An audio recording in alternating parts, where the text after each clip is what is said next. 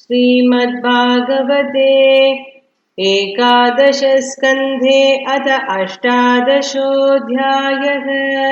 श्रीभगवानुवाच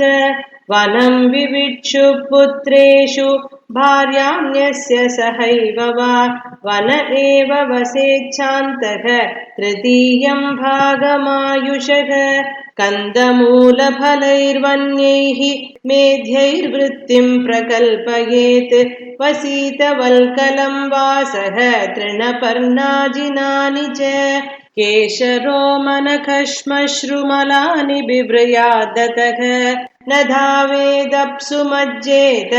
त्रिकालं स्तण्डिलेशयः ग्रीष्मे तप्येत पञ्चाग्नीन् वर्षास्वासारषाड्जले आकण्ठमग्नशिशिरे एवं वृत्तस्तपश्चरेत् अग्निपक्वं समश्नीयात् कालपक्वमथापि वा उलूखलाश्मकुट्टो वा दन्तोलूखल एव वा स्वयं संचिनुयात् सर्वम् आत्मनो वृत्तिकारणम् देशकालबलाभिज्ञो नादधीतान्यदाकृतम् वन्यैश्चरुपुरोडाशैः निर्वपेत् कालचोदितान् न तु श्रौतेन पशुना मां यजेत वनाश्रमी अग्निहोत्रं च दर्शश्च पूर्णमासश्च पूर्ववत् चातुर्मास्यानि च मुनेः आम्नातानि च नैगमैः एवं चीर्णेन तपसा मुनिर्धमनि सन्ततः मां तपोमयमाराध्य ऋषिलोकादुपैति मां यस्त्वेतत्कृच्छ्रतश्चीर्णं तपो निःश्रेयसं महत् कामायाल्पीयसे युञ्ज्याद् बालिशः कोपरस्ततः यदासौ नियमे कल्पो जरया जातवेपतुः आत्मन्यग्नीन् समारोप्य मच्चित्तोऽग्निं समाविशेत् यदा कर्मविपाकेषु लोकेषु निरयात्मसु विरागो जायते सम्यक् न्यस्ताग्निप्रव्रजेत्ततः इष्ट्वा यथोपदेशं मां दत्त्वा सर्वस्वमृत्विजे अग्नीन् स्वप्राण आवेश्य निरपेक्ष परिव्रजेत् विप्रस्य वै संन्यसतो देवादारादिरूपिणः विघ्नान् कुर्वन्त्ययं ह्यस्मान् आक्रम्य समियात् परं बिभ्रयाच्चेन्मुनिर्वासः कौपीनाच्छादनं परं त्यक्तं न दण्डपात्राभ्याम् अन्यत् किञ्चिदनापदि दृष्टिपूतं न्यसेत्पादं वस्त्रपूतं पिबेत् जलम् सत्यपूतां वदेद्वाचं मनःपूतं समाचरेत् मौनानिहानिलायामाः दण्डा वाग्देहचेतसां न ह्येते यस्य सन्त्यङ्गवेणुभिर्न भवेद्यतिः भिक्षां चतुर्षु वर्णेषु विगर्ह्यान् वर्जयंश्चरेत् सप्तागारान् संकृप्तान् तुष्येल्लब्धेन तावता बहिर्जलाशयं गत्वा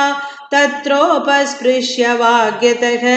विभज्य पावितं शेषं भुञ्जीता शेषमाहृतम् एकश्चरेन्महीमेतां निस्सङ्गः संयतेन्द्रियः आत्मक्रीड आत्मरतः आत्मवान् समदर्शनः विविक्तक्षेमशरणो मद्भावविमलाशयः आत्मानं चिन्तयेदेकम् अभेदेन मया मुनिः अन्वीक्षेतात्मनो बन्धं मोक्षं च ज्ञाननिष्ठया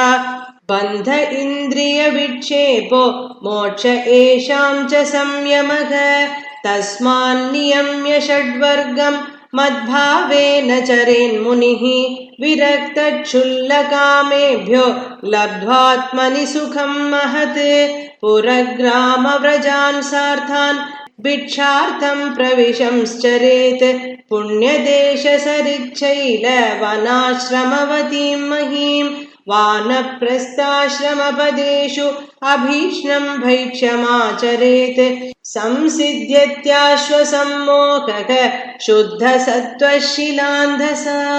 नैतद्वस्तुतया पश्येद् दृश्यमानं विनश्यति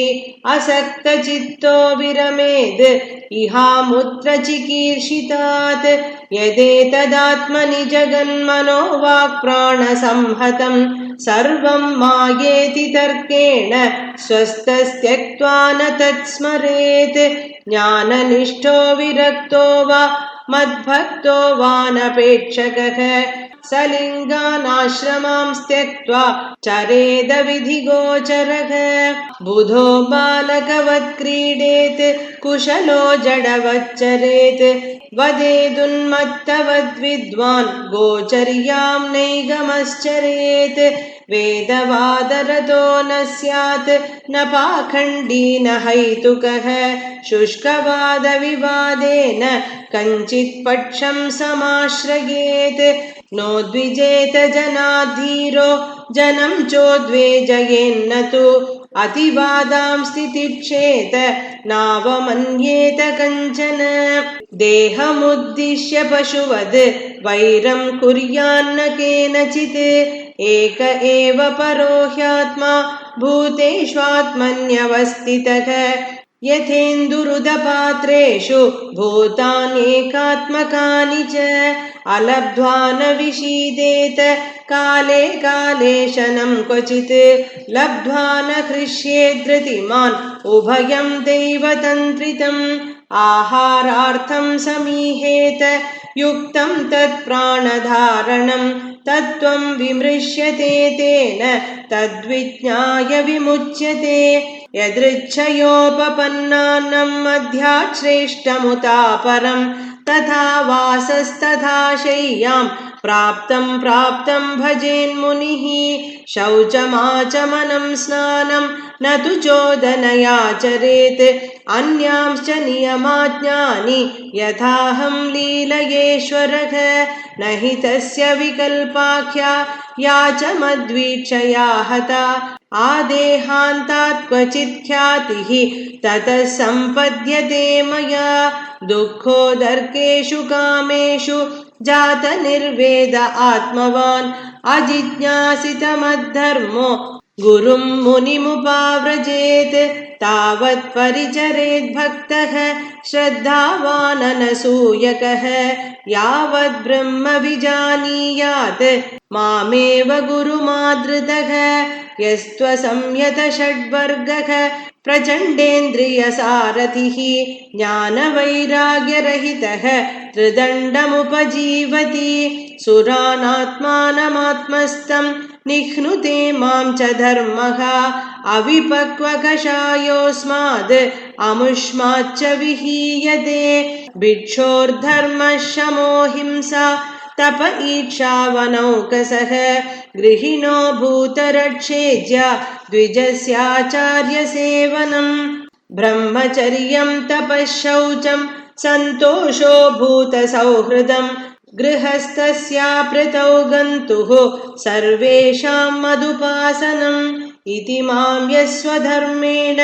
भजन्नित्यमनन्यभाक् सर्वभूतेषु मद्भावो मद्भक्तिं विन्दते दृढां भक्त्योद्धवानपायिन्या सर्वलोकमहेश्वरं सर्वोत्पत्त्यप्ययं ब्रह्म